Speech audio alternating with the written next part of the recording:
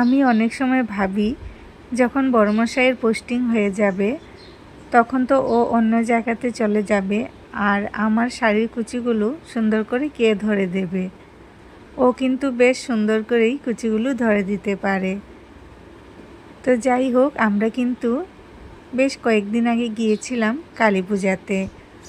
তোমাদের সাথে তো শেয়ারই করা হচ্ছিল না ভিডিওগুলো।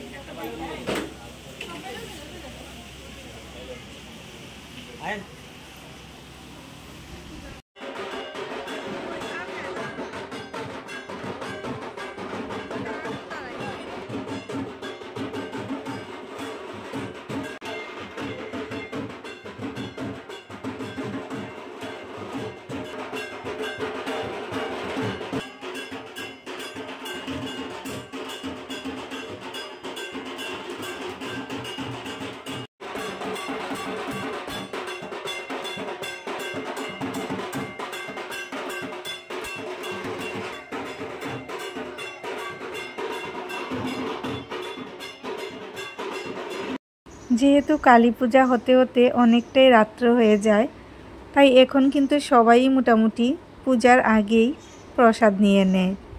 আবার অনেকে আছেন যারা পূজা শেষ না হলে প্রসাদ গ্রহণ করেন না। তো যাই হোক, আমরাও কিন্তু সবার মতোই কি করব, আর প্রসাদটা পূজা শেষ হওয়ার আগেই নিয়ে নিয়েছিলাম। আর এই যে দেখতে পাচ্ছ, অনেকটাই ভিড় ছিল প্রসাদ নেওয়ার ওইখানে। তো এই যে এখন বসে পড়েছি। প্রথম বেসে গিয়ে জায়গা পাইনি, এতটা ভিড় ছিল।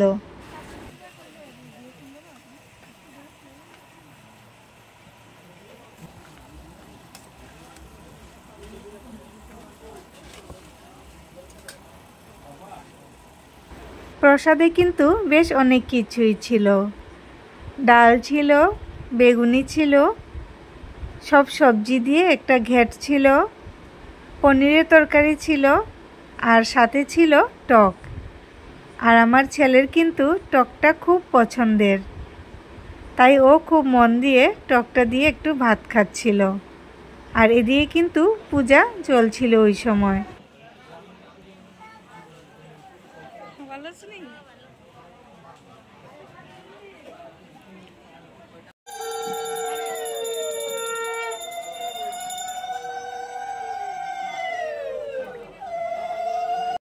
পূজাতে গিয়ে কিন্তু আমরা বাড়ির সবাই একসাথে বসেই প্রসাদ নিয়েছিলাম। আর এখন হলো যাওয়ার পালা। তো পোস্ট করব করে ভিডিওটা একটু লেট হয়ে গেল। কেমন লাগলো তোমাদের অবশ্যই কমেন্ট করে জানাবে। টাটা।